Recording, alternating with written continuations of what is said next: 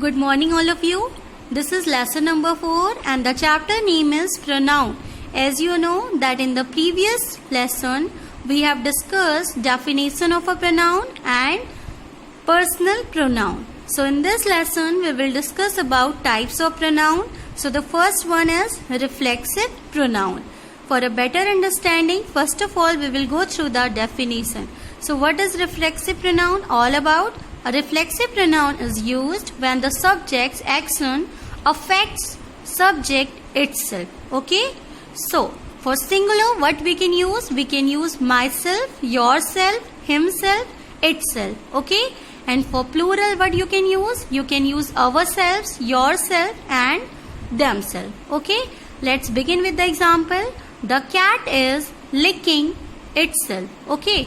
So the cat is what? The cat is a subject of the sentence and cat is licking whom? Cat is licking itself.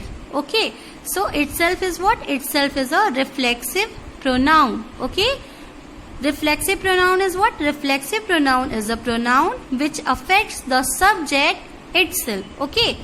Now second one, parents usually blame themselves for failure of their children.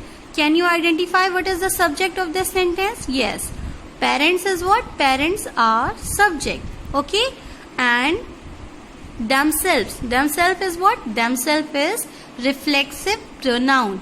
So, as you know, what is a reflexive pronoun? Reflexive pronoun is what? Is a pronoun which affect the subject itself. So, what is the subject in this sentence? In this sentence, parents is the subject. Okay. Next. I saw myself in the mirror. So, I saw what? I saw myself in the mirror. What is the subject? I is the subject and myself is what? Myself is reflexive pronoun. So, again reflexive pronoun is what? Reflexive pronoun is a pronoun which affects the subject itself. So, it is affecting the subject or not? Yes. I saw whom? I saw myself. Okay. Next, why do you blame yourself? Right? Why do you? You is what? You is subject of the sentence. Blame yourself. Yourself is what? Reflexive pronoun. Okay? So, again, reflexive pronoun is what? Is a pronoun which affects the subject itself. So, it is affecting the subject? Yes, it is affecting. Why do you blame yourself? Right? Next sentence. She hurt herself while cutting vegetables. So, she hurt herself, right? So, what is the subject of the sentence? She. And herself is what? Herself is a reflexive pronoun. Okay? Now, have you understand reflexive pronoun properly? So, reflexive pronoun is what? It is a pronoun which affect the subject itself. Okay? For singular, what we can use? We can use myself, yourself, himself, itself. And for plural, what we can use? We can use ourselves, yourself and themselves. Okay? Now we will understand the next type of pronoun, that is emphatic pronouns. Okay? Let's begin with the example. First of all, we will understand the definition. Okay? So, all the above reflexive pronoun can be used as emphatic pronoun. Okay? But with a different function, as emphatic pronoun emphasizes its antecedent. So what it has been said here means all the reflexive pronoun such as what? Such as myself, yourself, herself can act as an emphatic pronoun. How they can act? They can act as an emphatic pronoun. But the most important thing is that an emphatic pronoun emphasizes. Emphasizes means it focuses on its antecedent. What is antecedent? Antecedent means word before the reflexive pronoun. Okay. So for understanding in a better manner, we will take some examples.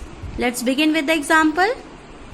Now, I myself made this picture. Okay.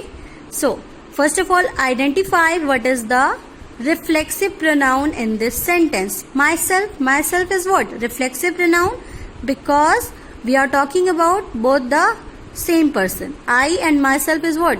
They are different person? No, they are same. I myself made this picture. So as you know, emphatic pronoun emphasizes on its antecedent. What is antecedent here? Antecedent is the word before the reflexive pronoun. So what is the word before the reflexive pronoun? I. So I will be what? I will be antecedent. Is it clear to all of you? Now come to the second example. Have you yourself painted your room? Okay. Now identify what is the reflexive pronoun here. Yourself. Yourself is what? Reflexive pronoun. It can act as what? Emphatic pronoun or not? Means this is what? This is emphatic pronoun. Yourself is what? Emphatic pronoun. As you know, reflexive and emphatic, both the things are same. Okay. So, but the most important thing is that emphatic pronoun emphasizes on its antecedent. So, what is the antecedent here? Antecedent is you. Have you yourself painted your room? So, you is what? You is antecedent and yourself is what? Emphatic pronoun. Okay? Because it is focusing on you and you is what? You is antecedent. Now, third one. The Prime Minister himself planted many trees. So what is the emphatic pronoun here? Himself. Okay. What is the antecedent? What is the word before the emphatic pronoun? That is Prime Minister. So who has planted many trees? Prime Minister himself has planted many trees. Is it clear to all of you? Himself is what? Himself is a emphatic pronoun. And Prime Minister is a antecedent. Is it clear? Now, they themselves have solved their problems. Again, you have to identify what is emphatic pronoun. Themselves. What is the antecedent? Antecedent word before the reflexive pronoun. So, they will be what? They will be antecedent. So, who have solved their problem? They themselves have solved their problem. Okay? So, they is antecedent and themselves is what? Themselves is emphatic pronoun.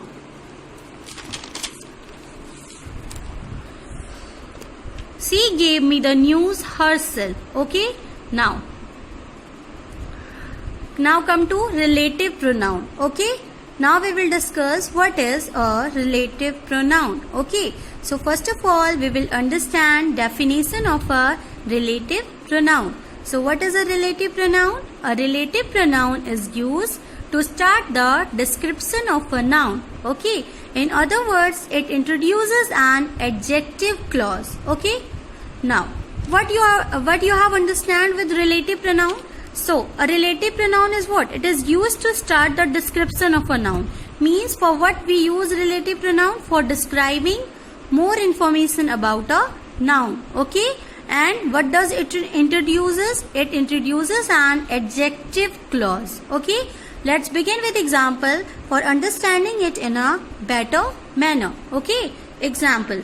The man who is in the blue coat is my uncle. Okay. So the man who is in blue coat. First of all, identify what is a noun here. Uncle is what? Uncle is noun here.